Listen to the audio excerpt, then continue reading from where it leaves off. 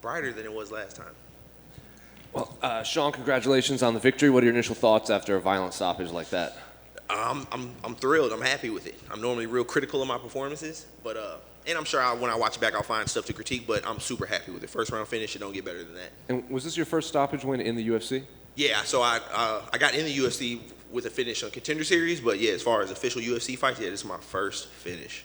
And speaking of just the fight itself, were you surprised he didn't shoot for a takedown earlier in there? Yeah, I was super surprised. You know, he has a wrestling base, and knowing how my striking is, yeah, I thought he was going to be shooting first 15, 20 seconds. So, yeah, credit to him for sure. But, yeah, I was surprised.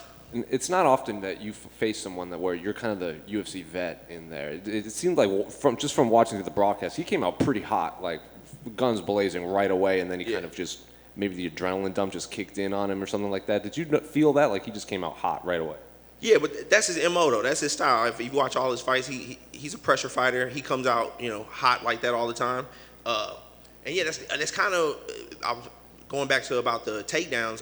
That's what I was expecting real early, so that's why I kind of started off real relaxed and slow. I was ready to defend the takedown and start digging those underhooks and fight the takedown. And yeah, he didn't do it, but yeah, that's crazy. You called me a UFC vet. That sounds so cool. But yeah, he definitely came out hot but slowed down right away.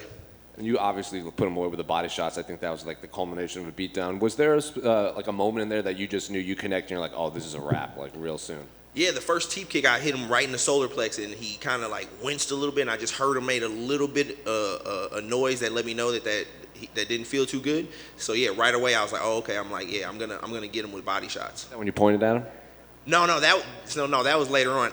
My team showed me a clip of where I point. I don't even remember doing that. Like I was in another. I don't even know. I'll be in another zone, man. I don't remember doing it, but yeah, that was pretty cool. And then the broadcast, pretty much the whole fight, they're like, oh, Sean Woodson's boxing this, boxing that, boxing that. Are you at some point like you want to show the rest of your game in there? They just keep giving you guys that you can put away with your boxing. Yeah, like it would sound silly for me to be like, I want to, go to the ground because I don't. I want to stand up and, get these first round finishes, with my hands.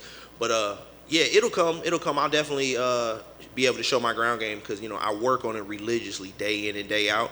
And yeah, the first time a guy does get me to the ground and we're, forced to do those transitions and actually grapple, I think I will surprise a lot of people. Well, as a UFC vet, do you have anyone in mind you want for your next opponent? Man, not so. Yeah, I mean, I'm sure you guys seen. I called out on Instagram. I'd like to fight, Melsick, Josh Kulabau. I called him out, but I don't think he wants that fight. I'm trying to think who else, man. There's a tons of fights. I'm always down for that Julian rematch. Stephen Ocho Peterson, Austin Lingo. I was scheduled to fight Jonathan Pierce. I injured myself. We could do that again. I'm down to fight anybody, man. You mentioned in your right after the fight that you really wanted that bonus, that it could change your life. I was wondering if you could elaborate on that. Yeah, it would just change my life and change my family's life. I mean, I don't know how to really elaborate on that. That's a lot of money, and I don't have nowhere near that much money. So yeah, that amount of money would do a lot for me and my family, and yeah, it'd be the most money me or my family have ever had. So yeah, that would do so much for me. And you mentioned this was your first finish in the UFC.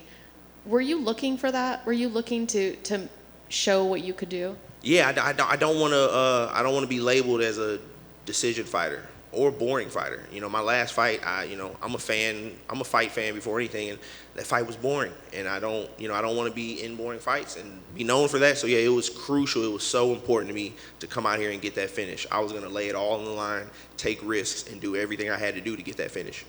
Thank you. Thank you. So following your answer, everyone remembers your. I'm here. Okay, I'm sorry. Somebody talking. I can't see him. Okay, sorry. So everybody remembers your last knockout of Terrence McKinney of your flying knee. So you mentioned that you like finish. So does that mean every time you step in the octagon, you feel the expectation or pressure to deliver that finish every single time? Being in the UFC and being a UFC fighter and knowing what the UFC wants and looks for, yeah, I feel pressure to get the finish. I feel like every fighter should. That's what they want. That's what the UFC wants. That's what the fans want. So yeah, I definitely feel pressure to get that finish every time. Thank you. Thank you. One more.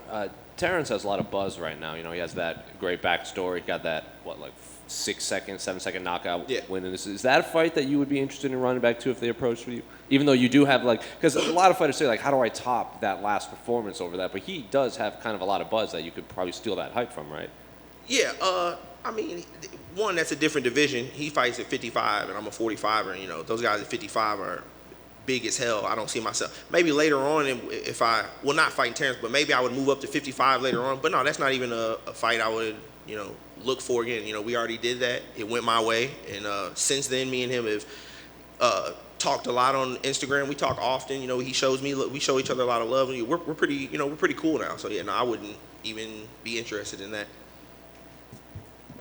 Have you ever finished a guy off to the body like that with shots like that? And do you feel as a boxer that that's one of the areas that's just fighters don't go at that enough? Yes, 100%. In MMA, body shots are very, I don't know what the word is, like underestimated or just not sought after as much. You know, in boxing, guys go to body all the time, and that's where I started off in boxing.